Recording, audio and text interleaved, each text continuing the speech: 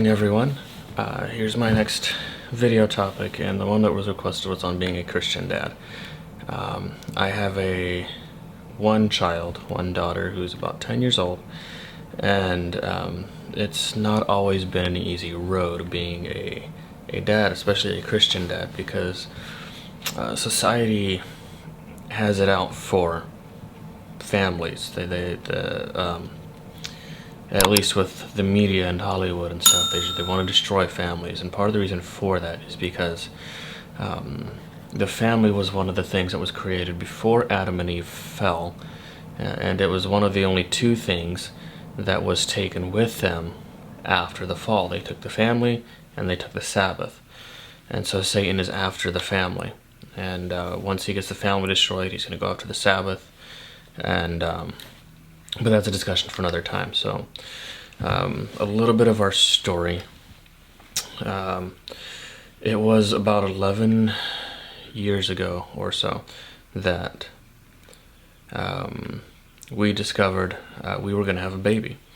And so we started the process of getting ready for that. We told the family, we went to the doctor, we chose our OBGYN, and we went in for a checkup.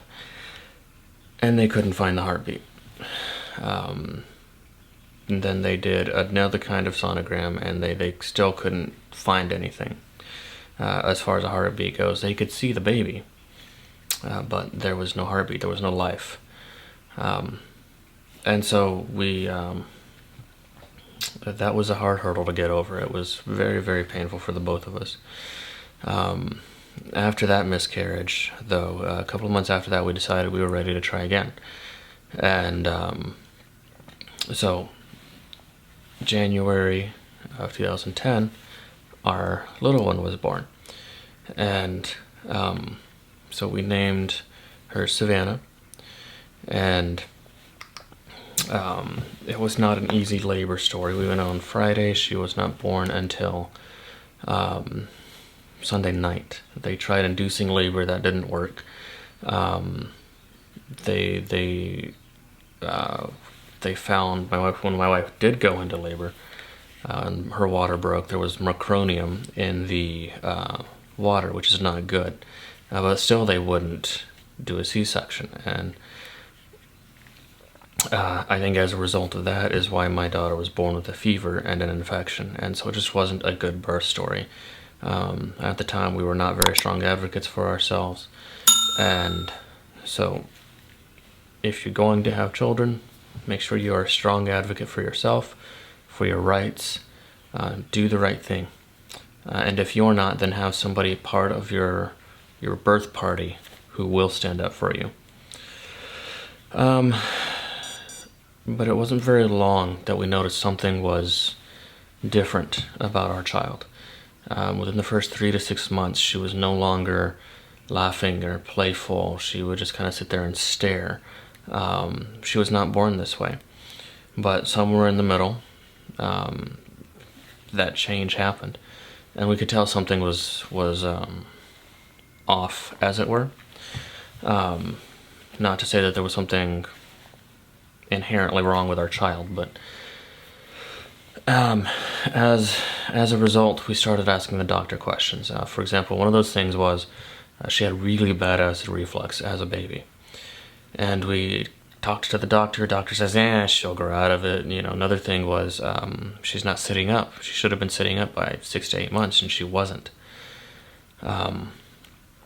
And so talked to the doctor about that. She says, she'll sit up when it's time. So we said, you know what? Forget it. You're fired. We're going to go find another doctor. Which is another lesson, especially in regards to Christian parenting. Do the right thing for your child. If your doctor's not doing it, fire them. Remember, they work for you. You don't work for them. And go find a doctor who will help your child. And within a few months after switching to the new doctor, we had the acid reflux under control. We also had therapies that were being given to us through the state, and that was really, really awesome because we had great therapists for the most part. There was one that was like but for the most part it was really good.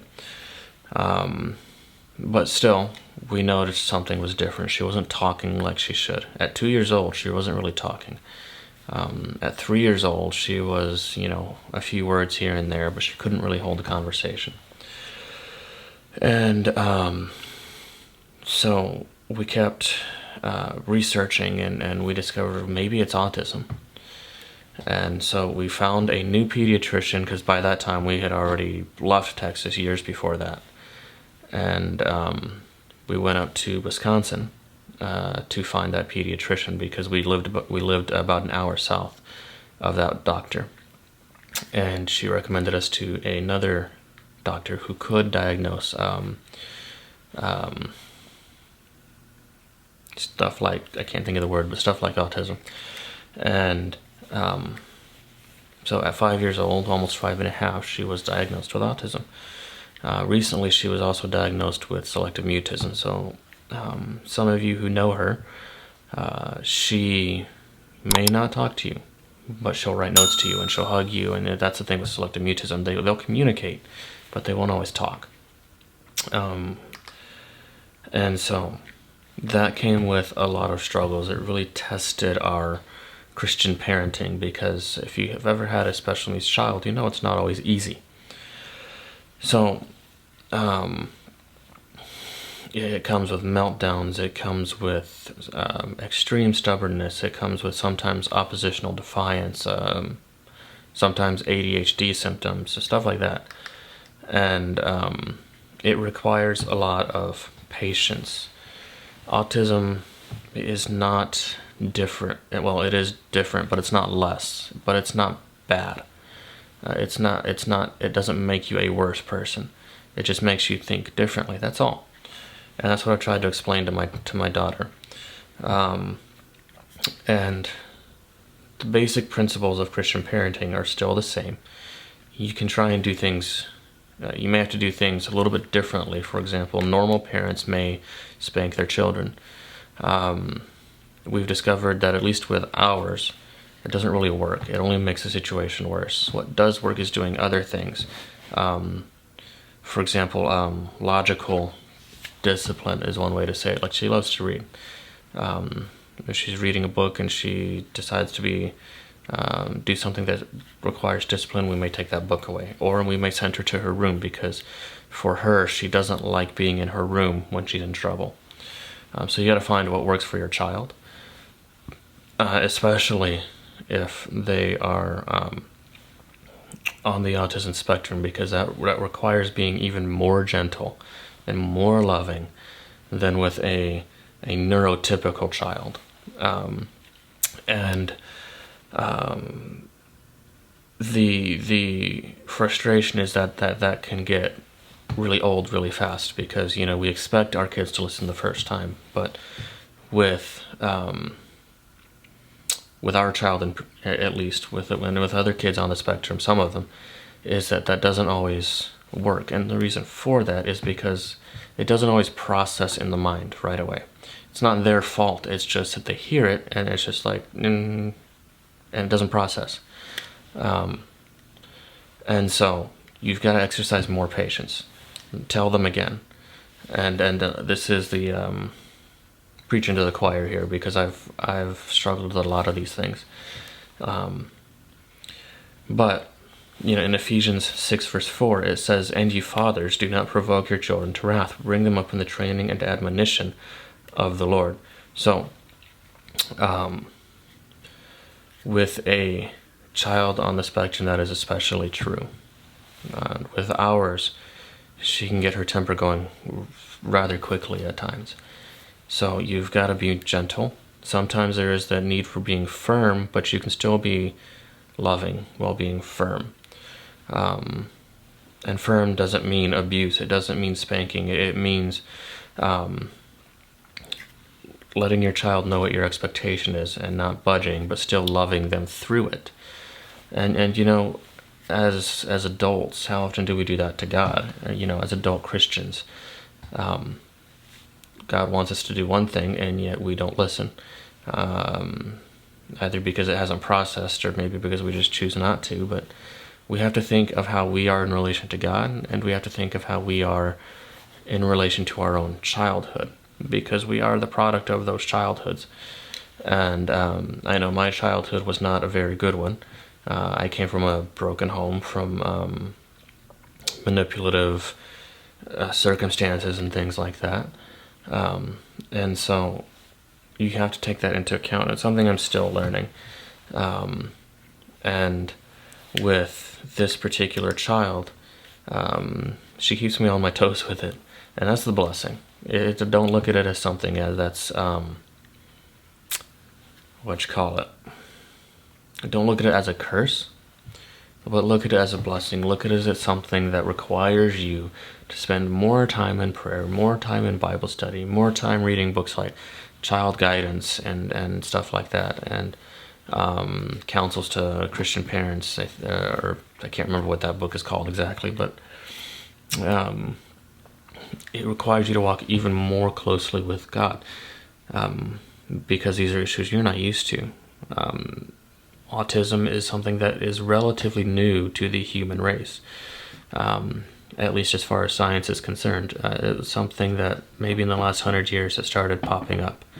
A lot of debate as to what causes it, and that's not what this video is about. But just know that these principles in the Bible still apply in every situation of raising children. In Deuteronomy 6, verses 6 through 9, God is telling us that we need to teach His commandments unto our children. He says, talk of them when you sit down, when you walk, when you lie down, when you get up. It says, bind them for a sign upon your hand, and this frontlets between thine eyes. In other words, always stay focused on God's law, on His commandments. It says, write them upon the posts of your house and on your gates. And why is that? Because that way it's always in the mind. And why is God saying focus on His law? Well, because it's who He is. You cannot separate God from His law, because if you take the law away, you take God away. That's His character. And so the Bible calls it the law of love, the law of liberty. So always talk about God's law with your children, because that's who Jesus is. Talk about it in a loving way, because remember, God is love. And so a lot of people may go legalistic about things, and that's not good. That's not going to win your children over to Jesus. And in addition to that, make sure you have family worship at the beginning of the day and at the end of the day. It's just something that God commands us to do. In Ephesians 5, starting around verse 25, God gives us counsel as husbands on how to lead our families. It says, husbands, love your wives as Christ loved the church. Well, how did He do that? Self-sacrificing love. Sacrificing your own interests sometimes for the interests of your family. There are things you may want to do that may get in the way of your family's salvation, or that may just get in the way of spending time with your family. Remember, your family, men, is your priority. They are your first mission field. Do not let your family go to hell while you're trying to save others for the kingdom. It won't work that way. Because in the judgment, God will ask you, where is your flock? Your beautiful flock. I trusted you with these children. In fact, there's a really convicting song by the Neblett family called "Where Are the Children?" And it's about neglecting their salvation. Mothers have an equally important role, because they form the character of their children. In fact, there's a quote, I believe in the book Adventist Home, that says an angel could not ask for a higher mission. The king upon his throne has no more important work than the work of the mother. Mothers, you shape, to a large degree, society, because you shape your children's character. Sometimes even more than the father does, because the father, he's the protector, he's the provider, and it's just how God created us. So there's so much more, but in the interest of keeping this video short, I'll stop here. But Christian parenting is a wonderful mission field. So don't give up. Ask God to help you all the time, and He will.